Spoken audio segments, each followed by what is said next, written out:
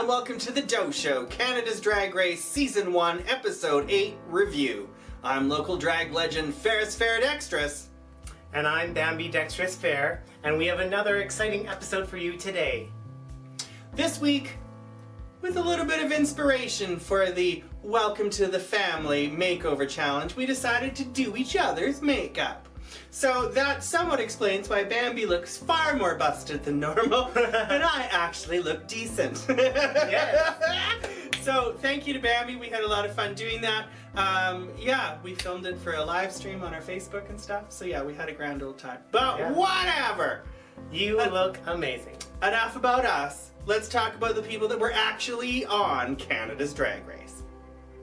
The girls returned to the workroom after Ilona Burley's elimination. They saw the lengthy lipstick message on the mirror, which Priyanka then had to clean it off.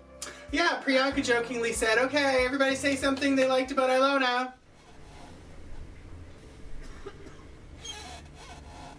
Silence. So that was unfortunate. Yeah, unfortunate. They threw a little bit of shade at her, saying that she spoke a lot and stuff like that.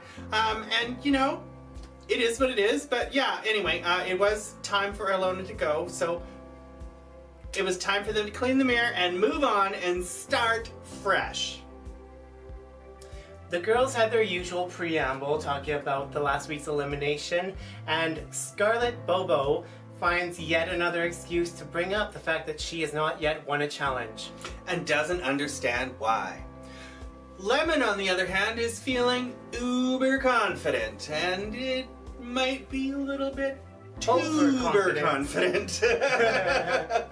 Tensions still seem pretty high between Jimbo and Rita following last week's interactions backstage when untucking. They're definitely all feeling the pressure of the competition. They are down to the final 5. They know that the final 4 is about to happen, and they know that the slightest mistake could send them out the door. Yes. JBC then enters the workroom and has me annoyed before he's even made it down to the bottom stair.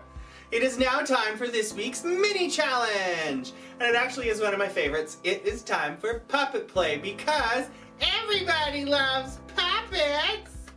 Well, except for some people that actually are scared of them, but that's a different episode. Lemon, as last week's winner, got to choose her puppet first. She reached in the box and out came a Priyanka puppet. Yeah, so then Priyanka, being the next in line, since she had just been chosen, reached into the box and, lo and behold, ended up with a lemon puppet. Yeah, I thought that was pretty cute that they got each other's puppet. Exactly. I was actually quite looking forward to it as soon as I saw that they both got each other. Up next, Jimbo reached into the box and pulled out a Scarlet puppet. Who then reached into the box and ended up with a Rita Baga on her hand. And then Rita Baga pulled out a Jimbo puppet, completing the lineup. And then it was time to read each other to filth. Lemon kicked things off with her Priyanka puppet and absolutely slayed her. It was just, from the clip that we saw, hilarious from beginning to end. Yes, and Priyanka was up next and did an alright Lemon. I think she showed off her improv skills a little bit better than the Snatch Game episode. Yeah, it was actually really cute. I enjoyed what both of them did. Jimbo was up next as Scarlet Bobo, and he did okay. At least the clip that we saw, I didn't really think that it was anything all that spectacular, but again, he'd also come right after 2, which seemed to do really well. Yeah, it can always be tough when you come after somebody who did really well in a challenge. Scarlet Bobo was up next with her Rita puppet, and she was confident that she could do a Francophone accent justice, and I feel like she did an alright job in that competition. Yeah, may have been a little overconfident. Up next, though, to finish off the set was Rita Baga as Jimbo, and slayed her, dug her back up, and then reburied her. Like, it was just... Yeah, like it was just... knocked her around the room. It was so funny. I really enjoyed it. In a somewhat surprising win, Scarlet Bobo has redeemed herself with her first mini challenge win. Finally! She only kept repeating that she had never won a challenge so far this episode. Yeah, no, to me it was really confusing. I actually, personally, from the edit I saw, would have put Scarlett in 4th or 3rd. Yeah. You know what I mean? Like Priyanka and Lemon were so good, and Rita was so good, it made no sense to me that Scarlett won, and it seemed fishy. Yeah, a somewhat surprising win for Scarlet Bobo. But before anyone could question the decision, 5 handsome strangers walked into the room. Yeah, Jeffrey Boyer Chapman introduced us to 5 new Canadians that all came through the Rainbow Railroad organization.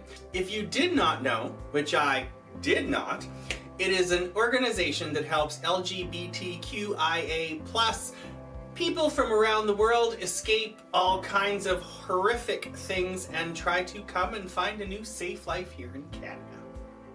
It was quickly revealed that these handsome strangers were here for the Makeover Challenge. And that Scarlet Bobo, as the winner, gets to choose which model goes to which drag queen. Yeah, and honestly, I thought that they were fairly fair in their choices. Very fair. There was opportunities to be shady, there was opportunities to play favorites, and instead chose a challenge for themselves and really didn't stick anybody else with anything that was going to be super overly challenging. So honestly, it was more than fair.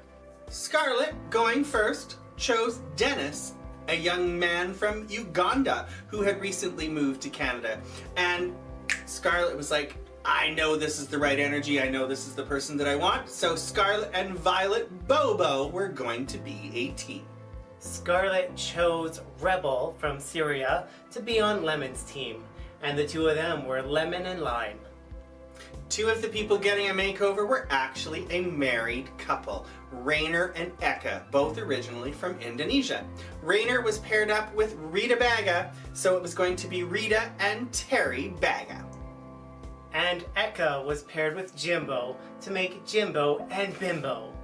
The last pairing was comprised of Priyanka and Elton, a young man originally from Jamaica, now living in Toronto. And, weird coincidence, Elton's actually a fan of Priyanka and had seen them perform multiple times in the club. Super cool! Depending on your opinion of Jeffrey Boyer Chapman, it was either unfortunately or fortunately time for the walk around, where he discussed what was coming up with the challenge. It was a lot of JBC. It really was. But yeah, he talked to each of them and they got to hear a little bit of each of their stories about how they came to Canada and stuff like that, which was really actually interesting television. I just personally wish it had been done by anyone other than Jeffrey Boyer Chapman, who made the entire thing seem insincere. Moving on to the runway, we were introduced to this week's special guest host, Amanda Brugel, whom I didn't really know personally, but she is a star of The Handmaid's Tale. Yeah, a Canadian actress. Hey. Again, it's another episode of I'm not sure who this guest judge is. It's hit or miss. It's hit or miss. Sometimes we know the guest judge, and other times we don't. Yeah, but again, I guess that's kind of Canadian celebrities.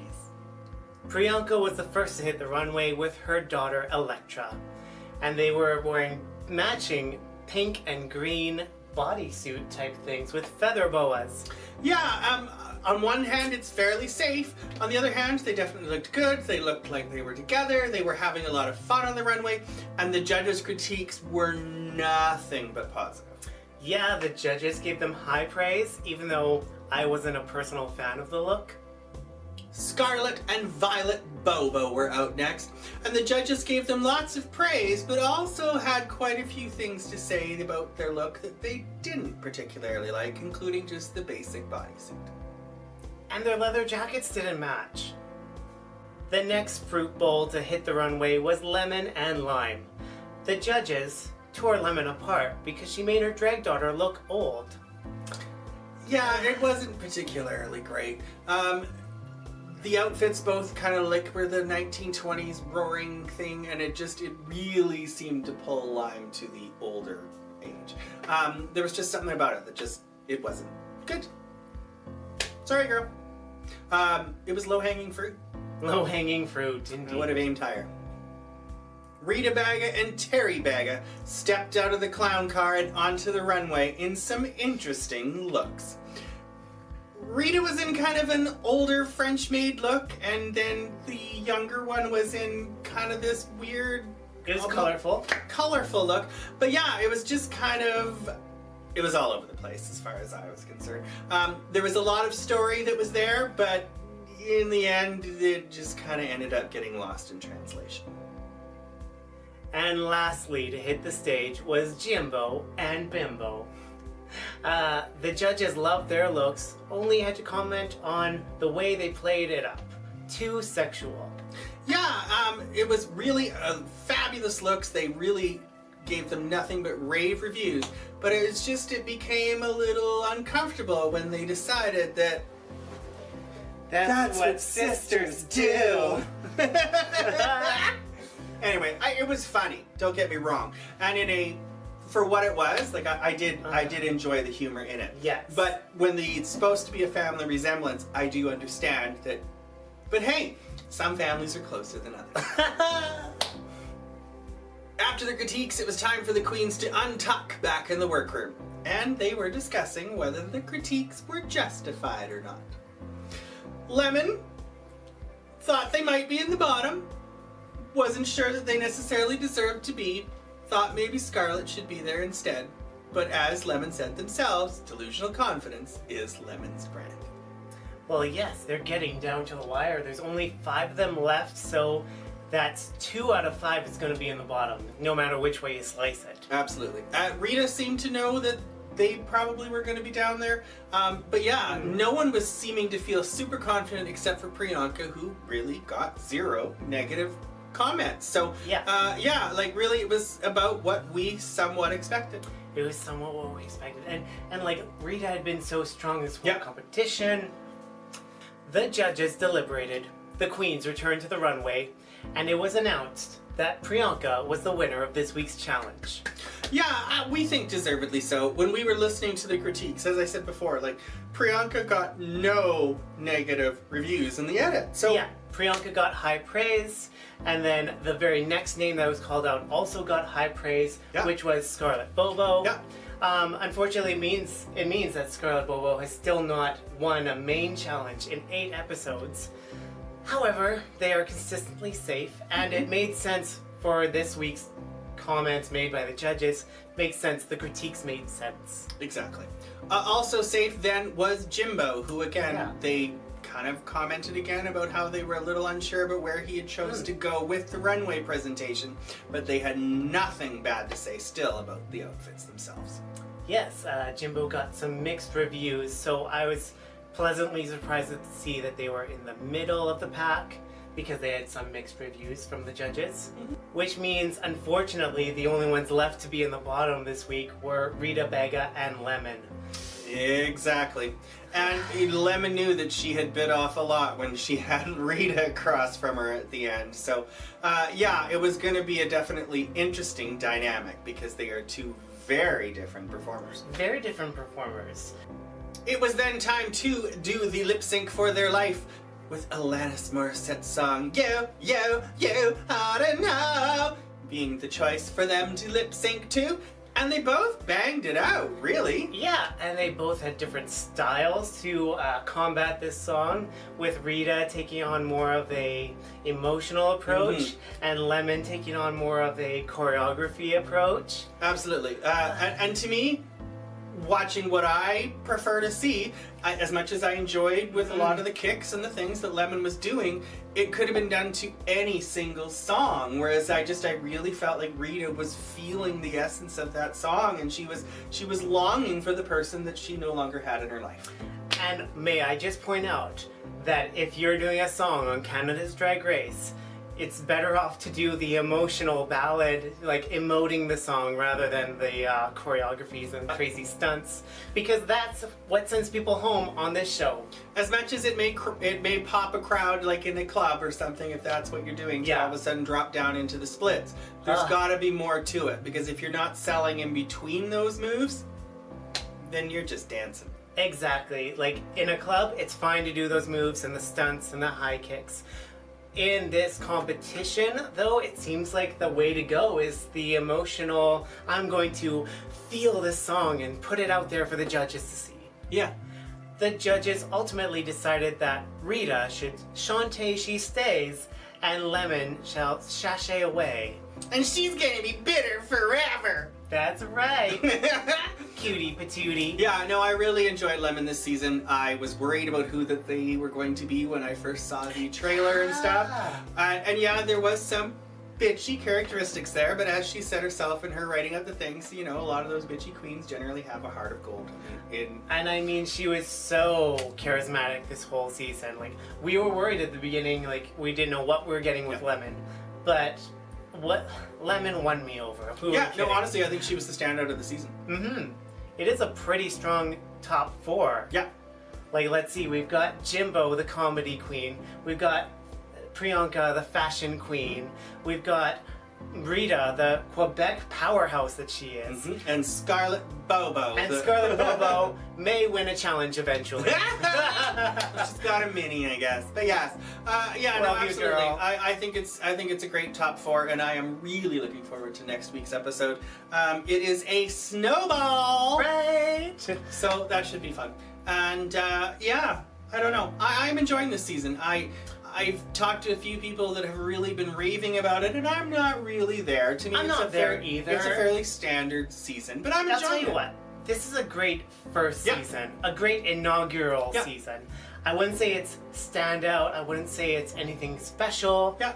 but for a first season of a program, this is absolutely on par. Absolutely, and I think maybe they should just pick some completely different judges for next year, and then it might be a whole differently better show.